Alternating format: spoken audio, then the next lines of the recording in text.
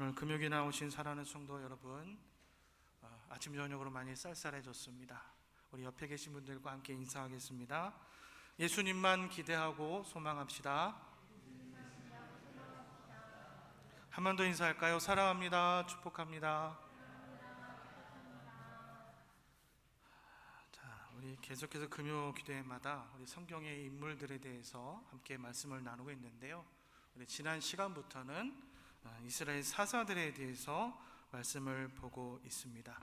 오늘 우리가 함께 나눌 말씀은 이스라엘의 9번째 사사입니다. 입다에 대한 이야기를 함께 나누고자 합니다. 여러분, 입다 하면 여러분이 입다를 얼마나 아시는지 모르겠지만 잠시나마 좀 소개를 하고자 합니다. 입다는 여러분 기생이 낳아준 사생아였습니다. 우리나라 말로 예전 이야기를 하자면 서자였다는 것이지요. 오늘 이 사사기의 말씀을 보면 특별히 입다에 대해서 설명을 할 때 그는 기골이 장대했고 지략과 힘이 뛰어난 사람이라 라고 입다를 소개하고 있습니다. 이후에 입다가 기생의 자식이었기 때문에 배다른 형제죠. 다른 형제들에게 쫓겨나게 되는 그런 삶을 그가 살게 됩니다. 그리고 그 이후에는 도비라는 땅으로 갔지만 일할 자리를 그가 얻지 못하는, 어떻게 보면 생활적인 대책을 구하지 못하는 그런 삶을 살게 되는 것이지요. 사사기 11장 3절 말씀해 보니까 한마디로 그를 표현할 때 이런 표현을 합니다. 잡류가 그에게서 모여서 그와 함께 출입하였다라는 말을 합니다. 이게 무슨 말인가 하면 잡류라는 것이요, 직장도 일할 곳도 제대로 갖추지 못해서 하는 일이 없이, 말하자면 그냥 놀고 먹는 그런 사람이었다는 것입니다. 그만큼 그의 생활이, 그의 인생이 어쩌면 인생의 밑바닥 생활을 그가 살았던 것이지요. 어떻게 보면 또 많은 사람들에게 그로 인해서 피해도 주었고 고통도 주었고 불안과 근심을 남에게 끼치는 그런 사람 중에 한 부류였다는 것입니다. 이런 생활을 하면서 입다가 생활을 하며 살고 있을 때 암몬 자손이 이스라엘을 쳐들어오게 되는 것이지요. 여러분, 그 당시에 이 사사 시대에는요, 하나님 왕도 없었고 하나님도 없었습니다. 그런데 그뿐만이 아니라 군대도 없었고요, 무기도 없었습니다. 어떻게 보면 그저 그냥 막연한, 그냥 자기 뜻대로 내가 원하는 대로 각자 그렇게 사는 그런 시대였다는 것입니다. 자, 이때 이스라엘 장로들은 아까 설명한 것처럼 기골이 장대하고 지략과 힘이 뛰어났던, 그 당시에 얼마나 유명했는지 입다를 모르는 장로가 없었다는 것입니다. 이 입다를 떠올리고는 입다에게 이 전쟁에 당신이, 입다가 선봉장이 되어 준다면 암몬 자손들을 문제없이 이길 수 있을 것이라 생각을 했습니다. 그리고 입다를 찾아가서 정중하게 그에게 이 모든 것을 요청하게 되는 것이지요.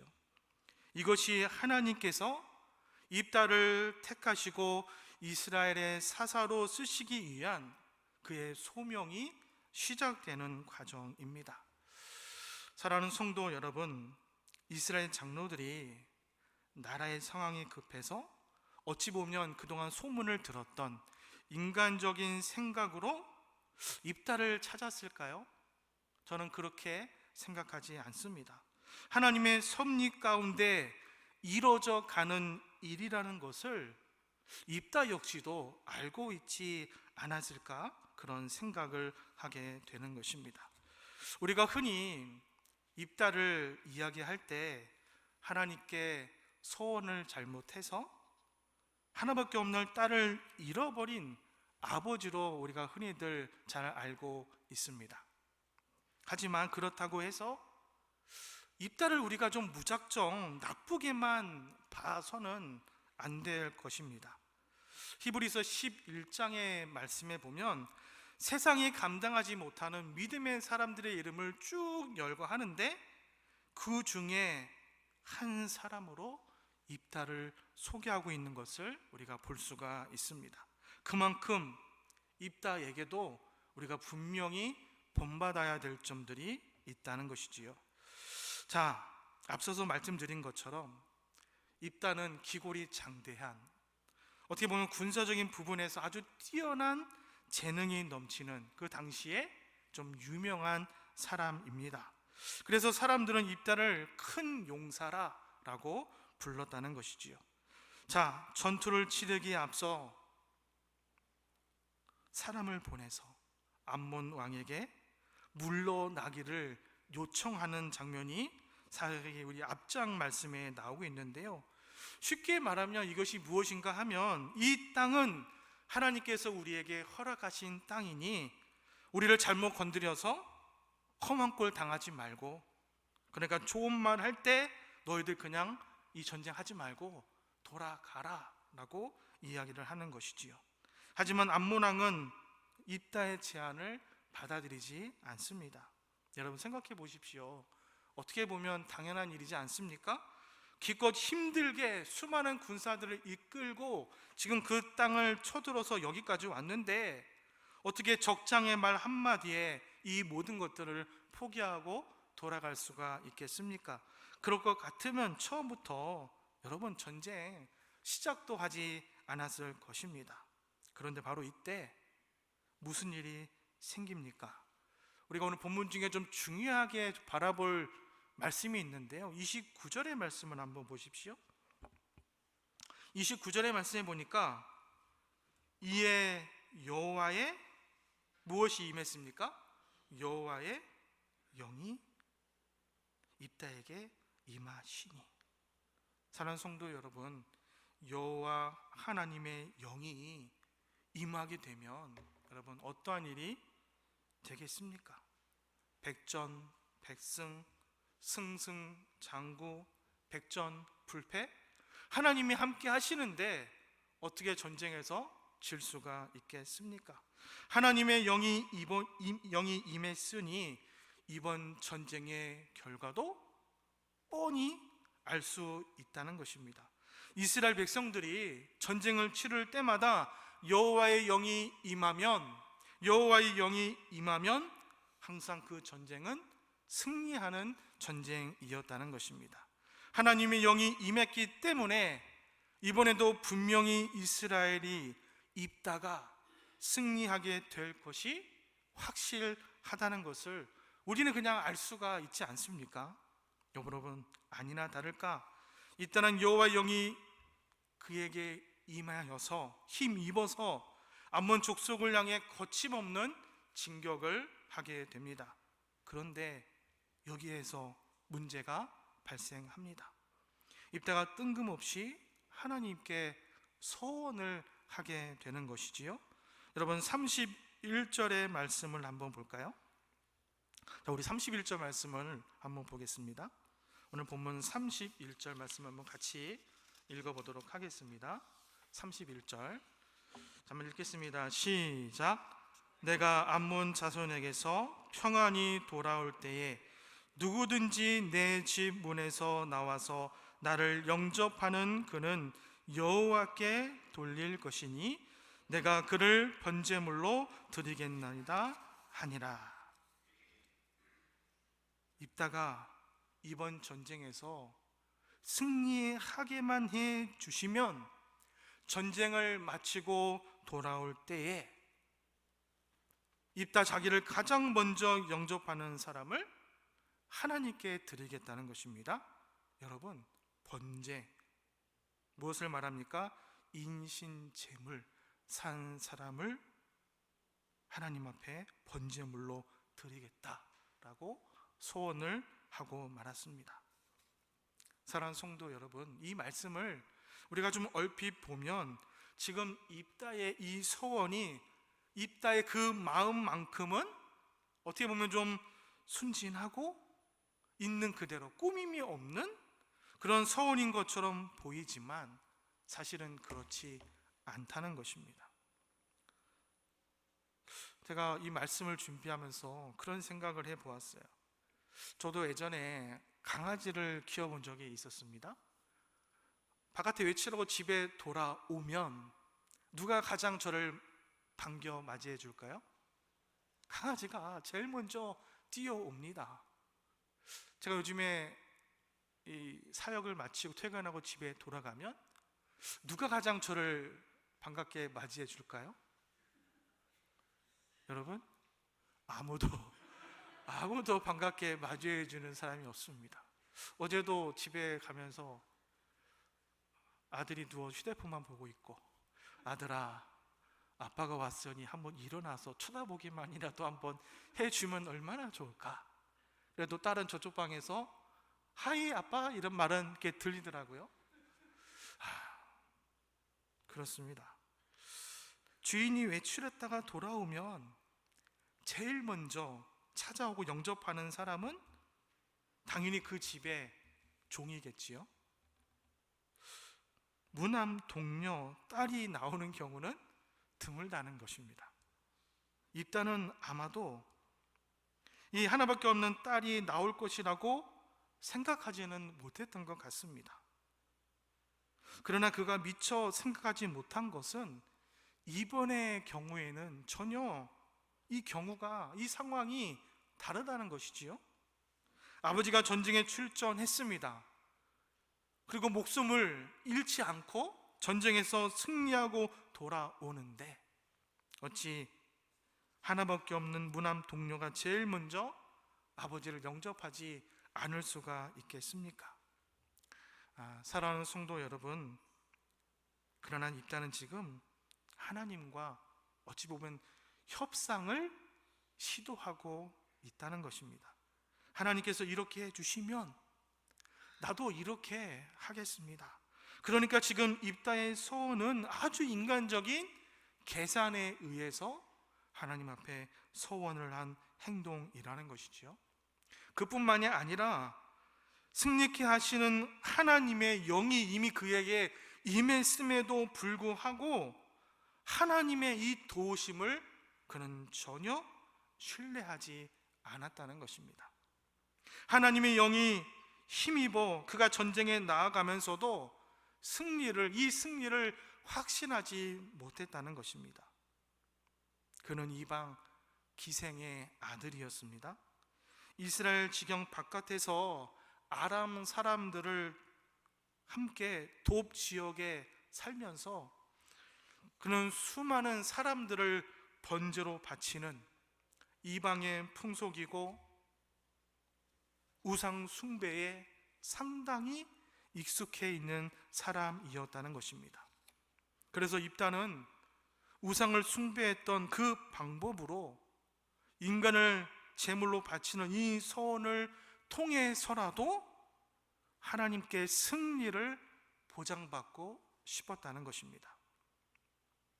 성도 여러분, 결국 입단은 전쟁에서 승리를 합니다. 암몬 족속을 크게 무찌르고 항복을 받아냈지요. 이것은 분명 하나님의 영이 임하셔서 이 전쟁에 승리를 한 것입니다. 하나님의 영이 임했으니까 이번 전쟁의 승리도 당연한 것 아니겠습니까? 그러나 문제가 있지요. 바로 입다의 서원입니다. 서원을 하지 않았다면 모르겠지만 지금 서원을 했기 때문에 그는 이 서원을 지켜야 할 의무가 생겼다는 것입니다. 만약 서원을 미루거나 어기면 그것이 또 하나님께 큰 죄가 되는 것이지요. 이 서원을 지켜야 합니다. 지키지 않으면 죄가 됩니다. 혹시라도 서원을 취소한 일이 발생했을 경우에 우리가 잘 아는 것처럼 레위기 27장의 말씀에 보면 하나님께서 세워진 규례를 따라서 서원을 취소할 수도 있겠지요. 하지만 입다는 이 서원을 취소할 마음이 전혀 없었다는 것입니다. 어떻게든지 이 서원을 지킬 생각을 가지고 있었습니다. 그런데 하필이면 그 사람이 바로 입다의 딸, 하나밖에 없는 입다의 딸, 그것도 무남 동료 하나밖에 없는 자신의 딸을 번제물로 바쳐야 하는 것입니다. 오늘 말씀을 준비하면서 입다의 그 딸이 맨 처음 자신을 반기로 나왔을 때 당황스러워했을, 그러니까 부모로서 아버지로서의 입다의 그 상황을 여러분 한번 헤아려 보았습니다. 너무나도 간절한 상황에서 우리가 하나님 앞에 기도를 드릴 때 때로는 조건적인 기도를 드릴 때가 있지 않습니까? 하나님께서 나의 이 소원, 하나님 나의 소원을 들어주시면 내가 가장 소중하게 여기는 것, 그것도 하나님 앞에 드릴 수 있습니다.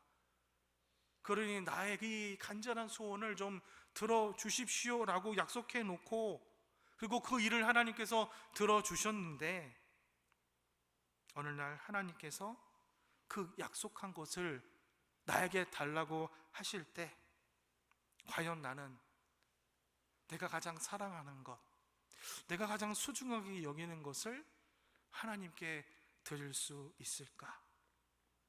또한 입다의 딸을 하나님께 번제로 드릴 때 그 마음은 또한 어떠했겠습니까? 제가 입다였다면 이스라엘 사사들에게, 이스라엘 장로들에게 나를 찾아와 이스라엘 사사가 되어달라고 했던 그 장로들을 막 원망하면서 하나님께 경솔한 약속을 한 내 자신을 끝도 없이 아마도 자책을 했겠지요. 그리고 제게 다시 한번 기회를 달라고 울며 불며 또 하나님 앞에 매달리며 기도를 했을 것입니다. 여러분, 또 반대로 딸의 입장에서도 한번 생각해 봅시다. 아버지 입다의 경솔한 그 행동으로 인해서 내 자신이 죽어야 하는 것에 그 딸은요 아무런 불만도 품지 않았습니다. 그저 순종하는 딸의 모습을 보면서 저의 모습을 다시 한번 돌아보게 되는 것입니다. 저는 제가 옳지 않다고 생각했던 것들을 학창 시절 때 부모님께서 그것을 잘못이라고 생각했던 것을 부모님께서 그 일들을 했을 때 좀 원망스러운 눈으로 부모님을 좀 바라봤던 것 같아요. 부모님의 잘못된 행동에 대한 책임을 내가 왜 해야 되는가?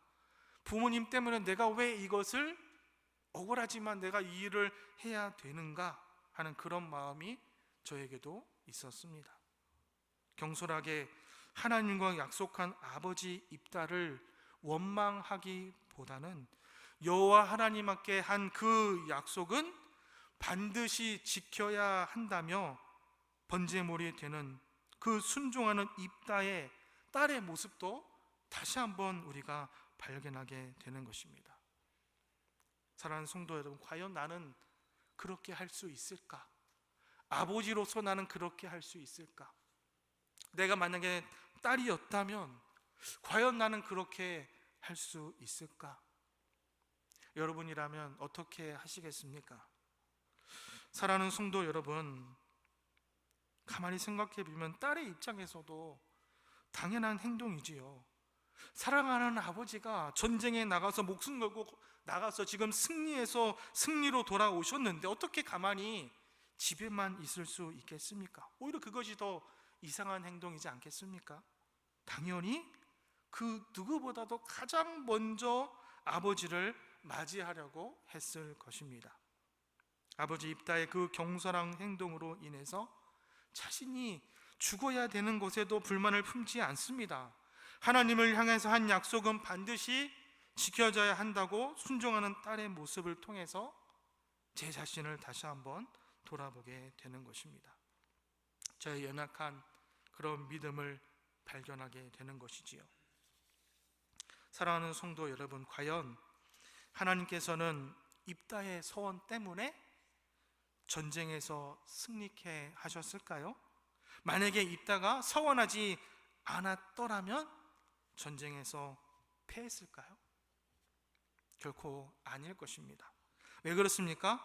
하나님께서는 인신제물을 철저하게 금하셨습니다. 인신제물은 이교적인 우상 숭배 제사의 풍습에 불과했기 때문이지요. 오늘 본문을 자세히 좀 살펴보면 그 어디에도 하나님께서 입다에게 소원을, 특히 인신제물을 요구하시거나 입다의 소원을 받으셨다라는 내용이 전혀 나오지 않습니다.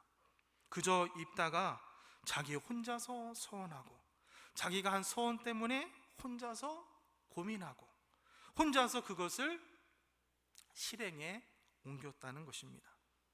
하지만 하나님께서는 입다의 소원과 아무런 상관없이 그에게 승리를 안겨주셨습니다. 이처럼 입다의 소원과 승리가 아무런 관계가 없다면, 그렇다면 하나님께서 무엇 때문에 과연 이 전쟁에서 승리케 하셨을까요? 그 이유는 이스라엘을 너무나도 사랑하시는 하나님의 자비하심과 긍휼하심 때문인 것을 믿으시기 바랍니다. 하나님께서는 그들의 죄악을 건져달라는 그 이스라엘의 고통을 도저히 모른 척 하시지 않았다는 것입니다. 왜 그렇습니까? 이스라엘을 너무나도, 하나님의 백성을 너무나도 사랑하셨기 때문입니다. 그러므로 이번 전쟁의 승리는 이스라엘의 군사력이나 입다의 소원 때문이 아니라 오로지 여호와 하나님의 자비하심과 긍휼하심에 달려 있었습니다. 즉 입다의 잘못에도 그럼에도 불구하고 하나님께서 이스라엘 백성들을 긍휼히 자비롭게 은혜를 베풀어 주셨습니다. 어찌 보면 지금까지 이 입다의 행동을 보면요, 입다는 정말 제멋대로인 사람인 것 같습니다. 하나님 말씀에 대해서 제대로 알지 못하는, 어찌 보면 말씀을 모르는 무식한 사람입니다. 또 하나님을 온전히 신뢰하지도 못했습니다. 오히려 하나님을 이용하려고 하는, 불순종하는 마음이 그에게 있었지요. 그럼에도 불구하고 히브리서에는 입다를 믿음의 사람이라는 신분에 그 이름을 올리고 있다는 것입니다. 사랑하는 성도 여러분, 그 이유가 여러분 무엇이겠습니까? 바로 입다에게는 순박한, 하나님을 믿는 순박한 믿음, 하나님을 향한 그 믿음의 의리가 그에게 있었다는 것이지요. 사사시대 이스라엘 백성들의 가장 큰 문제가 무엇입니까? 하나님을 왕으로 인정하지 않았습니다.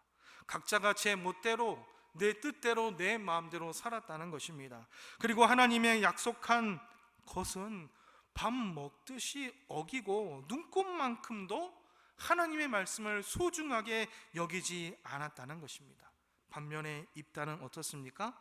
비록 오늘 그의 모습은 잘못된 소원이지만 하나님과 약속한 것은 반드시 지켜야 한다는, 어찌 보면 좀 무모하다 싶을 만큼 충직한 믿음의 의리가 그에게 있었다는 것이지요.